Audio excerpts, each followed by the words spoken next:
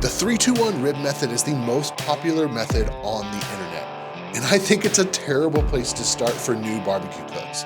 But before you click away and start typing in the comments, hear me out. Today I'm cooking 2 racks of ribs side by side. One rack is getting a true by-the-book 3-2-1 cook, the other rack is getting my preferred method. Same smoker, same ribs, same day. At the end, I'll show you both and you can decide for yourself if cooking ribs by the clock actually makes sense. Before we get too far, let's reset for just a second and make sure we're all talking about the same thing. If you're newer to ribs, the 3-2-1 method goes like this. 3 hours on the smoker, unwrapped, 2 hours wrapped tightly in foil, and 1 hour unwrapped again, usually with sauce. That's it, 3, 2, 1. It's easy to remember. It fits nicely into a Saturday afternoon, and it gives people a sense of control. It's pretty easy to Google it. You can write it on a sticky note, and you can set a timer and feel like you've got a plan. And if you're a backyard cook who's made ribs a few times and just wants something simple to follow, I understand why it's appealing. But here's where things start to go a little bit sideways. Your smoker does not know what time it is, and your ribs don't either. A clock cannot account for rib thickness, rib size, fat content, smoker type, weather, actual cooking temperature inside your smoker. When we tell new cooks to just follow 3-2-1, what we're really teaching them is this: ignore the meat and trust the clock. And that's backwards. Because what usually happens is one of two things. The ribs either come out mushy or they're literally falling off the bone. Then sauce gets dumped on them to cover it up. That's not learning barbecue. Alternatively, cooking to doneness rather than time feels scary at first. A clock feels safe. Doneness feels vague. You start asking, what if I pull the ribs off too early? What if I've got a bunch of people waiting? And what if I mess this up? Cooking to doneness feels scary until you practice it. Then it clicks. You start noticing little things. The ribs bend in a certain way. The meat pulls back from the bone. They feel right when you lift them. Once you see it, you can't unsee it. The meat will tell you when it's ready. You just have to stop staring at the clock long enough to listen. So if I'm not following the 3-2-1 method, how do I actually cook ribs? Let's walk through it. First, I prep the ribs. I trim off any small, loose pieces and big clumps of fat that aren't going to render. Then I remove the membrane off the back of the ribs. Next, it's time to season. I use whatever barbecue rub I'm feeling that day. Today, I'm using the Sweet Rub by BBQ Josh DeWitt. Make some good stuff, man, appreciate it. It's time to season it evenly, season it confidently, then the ribs go on the smoker at 250 degrees. So if I'm not watching a clock, what am I actually looking for at this first stage of the cook? 2 things. First, I'm looking for color. I want the ribs to take on a deeper, richer color. Usually this means a darker red mahogany kind of tone. Now, quick note here, the rub you choose matters. Some rubs are heavier on paprika and sugar and are going to turn red faster. Others won't. So don't chase a specific shade, but pay attention to how the meat is developing. It's about the difference from where you started and where they are now. The second thing I'm looking for in this first stage is for the rub to set and a light bark to start forming. Now, I'm not talking jet black brisket bark. I just want the outside of the ribs to tighten up and look a little bit more cohesive than they did at the beginning of the cook. Right about now, I know what you're thinking, but how long does this take? Stop it. It depends. It depends on how big your racks are. Nice. It depends on how hot your smoker is actually running. It depends on the ribs themselves. Now, I will say this, the 3 part of the 3-2-1 method is probably the most accurate part, but instead of blindly waiting 3 hours, you should start checking your ribs around the 2-hour mark and see how they're progressing. Once the ribs have got good color and the rub is set, now we wrap. I like to use foil to wrap. At this stage, you want to introduce some moisture into the wrap. As a general rule, I like adding butter. From there, you can go a lot of different directions. If you want sweeter ribs, add brown sugar and/or honey. If you want heat, add hot sauce or sliced jalapenos. This is where you can truly make the ribs your own. Now back on the smoker they go. Now, what are we looking for at this second stage? You don't need a clock, you don't need a thermometer, you need your hands and your eyes. The number 1 test here is the bend test. Pick up a rack, feel how it flexes. The more it bends, the more tender it's getting. You want the ribs to be flexible without feeling like they're about to fall apart. They should just start to feel a little bit delicate. The second thing you can check is pullback. Open the foil and look at how much the meat has pulled back from the bones. This can be helpful, but it's a lot less reliable. Every rack pulls back a little bit differently. If you only chase perfect bones sticking out, you're probably going to overcook your ribs.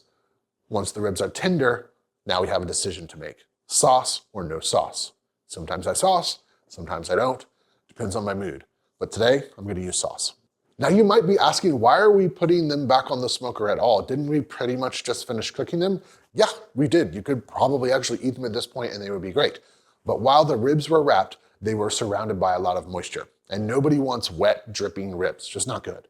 Putting them back on the smoker does two things. It lets that bark firm back up and it gives the sauce time to thicken and become one with the ribs. At this stage, we're not necessarily chasing temperature or time. We're really just asking one question. Does the sauce look the way we want it to?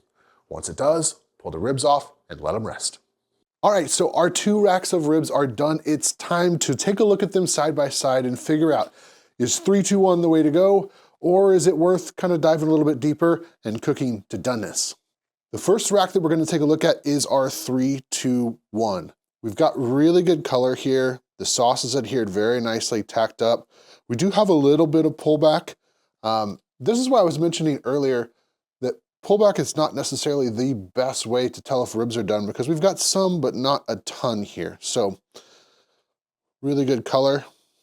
We're gonna set that to the side for just a moment and take a look at our cooked to doneness rib. All right, here is our cooked to doneness rib. Again, color's really good. We got a little bit more pullback on this one than we did the other, which is interesting because the 3-2-1 rib cooked for quite a bit longer. I will put the total cook times for both racks on the screen so you can take a look at those. The cooked to doneness was done quite a bit sooner than the 3-2-1. We've got really good flex. As the rack bends, it starts to crack on top. That's one of those things that you're gonna look for to know that it's really done and ready to go. But color looks really good on both of these. All right, let's slice them up. I like to flip them over to slice. It's a little bit of a cheating way to do it, but just kind of helps you see where those bones are at and slice in between. See, so this is the 3-2-1 rack. Even as I'm slicing it, it's kind of starting to fall apart a little bit on me, which is less than ideal. I'm even using a serrated slicer, which typically kind of helps with this. All right, we're gonna take one of these big beefy guys in the middle. Now it is definitely juicy. So we retained flavor, or retained moisture rather, throughout the whole thing. Let's take a bite. So, flavor is really good. Definitely didn't get a clean bite mark on this one. I kind of had more come with it. And that's really the biggest downside of doing the full 3-2-1, is it is uber tender. It's very delicate at this point. You know, you can kind of just squish it apart, right? Like there's just not a lot of structure left. But it still tastes really good. All right, now, would anyone be upset at you serving this rib? See, that one just completely fell apart.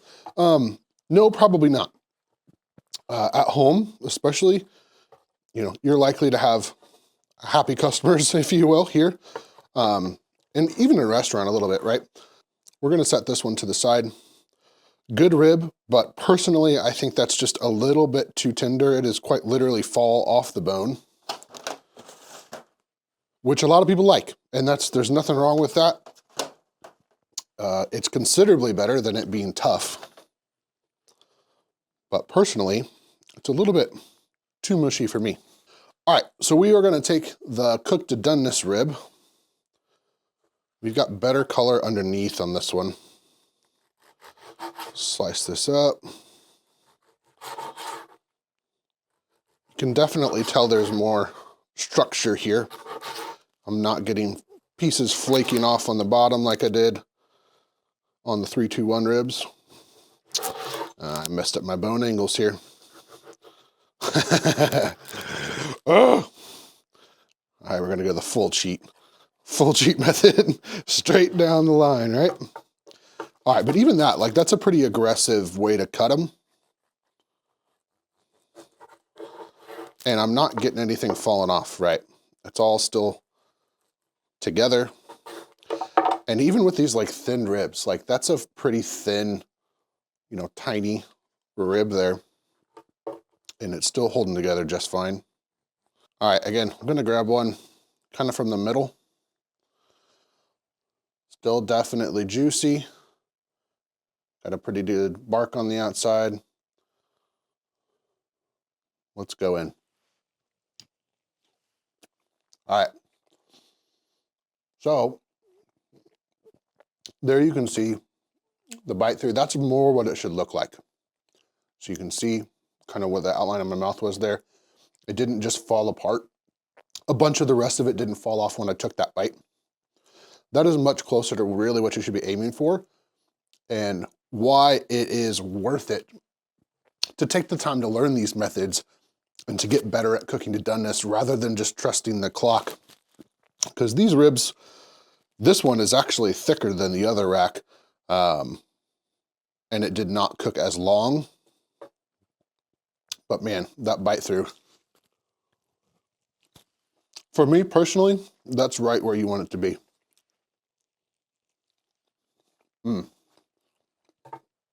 Good smoke flavor.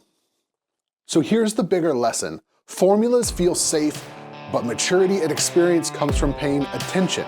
That's true in cooking, and that's true in life.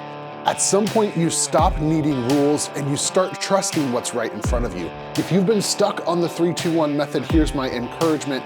Try cooking to doneness next time. Watch the meat. Trust yourself.